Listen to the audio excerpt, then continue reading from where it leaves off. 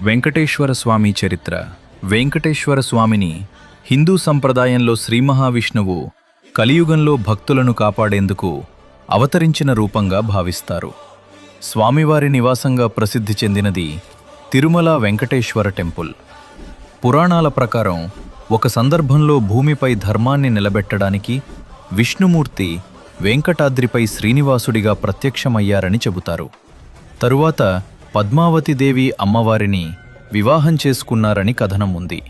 స్వామివారికి సంబంధించిన ప్రధాన కథలు: శ్రీనివాస అవతారం, కలియుగంలో భక్తులకు దారి చూపేందుకు అవతారం, పద్మావతి పరిణయం, పద్మావతి అమ్మవారితో వివాహం, కుబేరుని రుణం కథ.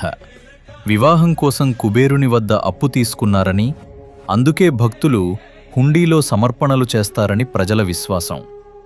సప్తగిరులు. తిరుమలలోని 7 కొండలు ఆదిశేషుని 7 తలలకు ప్రతీకగా భావిస్తారు. తిరుమల ఆలయం ప్రపంచంలో అత్యంత ప్రసిద్ధమైన మరియు ఎక్కువ మంది దర్శించే ఆలయాల్లో ఒకటి.